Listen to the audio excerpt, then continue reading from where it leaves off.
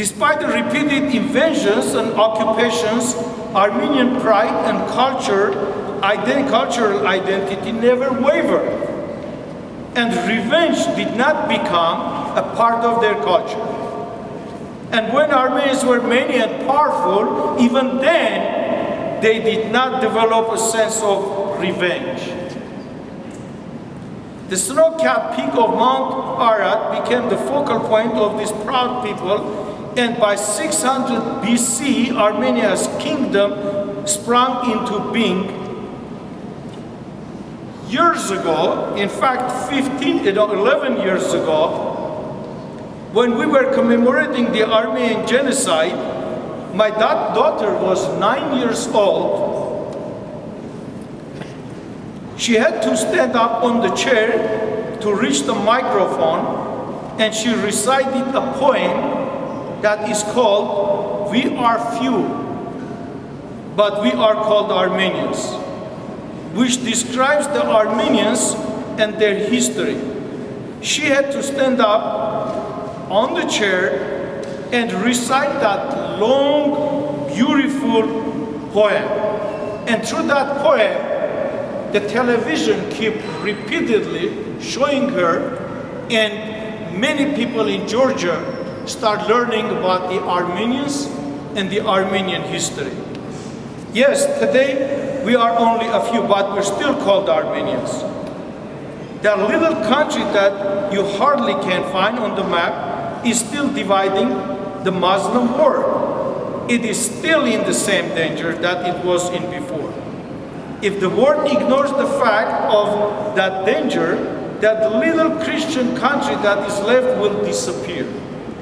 And unless we, America, pass the genocide resolution and encourage Turkey and Turkish people to recognize that their ancestors did to Armenians, history will repeat itself.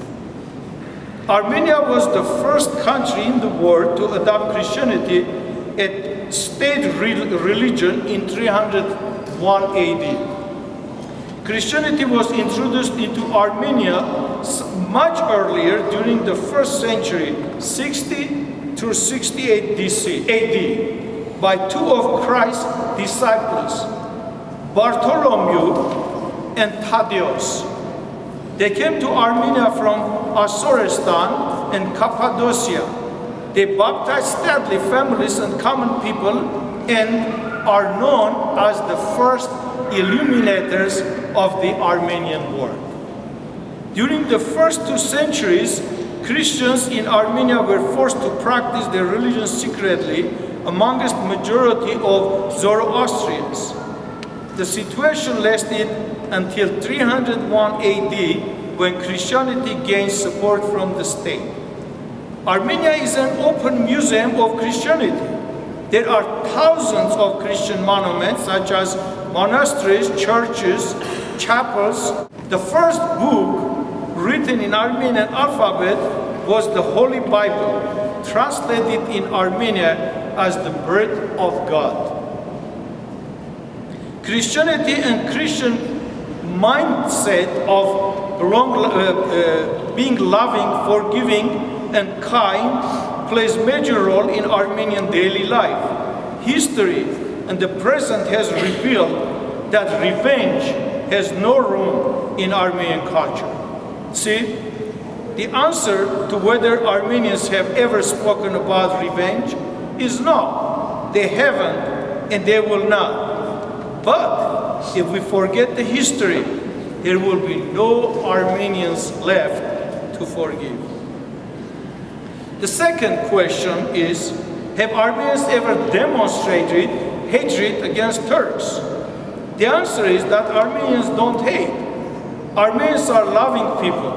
And as you know, love does not leave room for hate.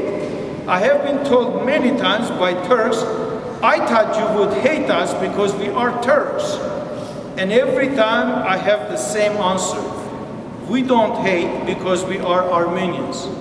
Many Armenians have had the same experience with Turks who were surprised when they received the same answer as mine. My grandmother was about 10 years old when the Turks invaded her home. She was afraid and hid underneath the couch. And she witnessed her entire family being butchered and beheaded. When they left, she tried to get help from neighbors. She went outside and found many butchered and beheaded bodies on the streets. She went to a few of her neighbors' houses, and they were all killed in the same way. Bodies and blood were everywhere. She felt those killers had killed the entire population of the world. And she just found a few people like her. The entire town was destroyed.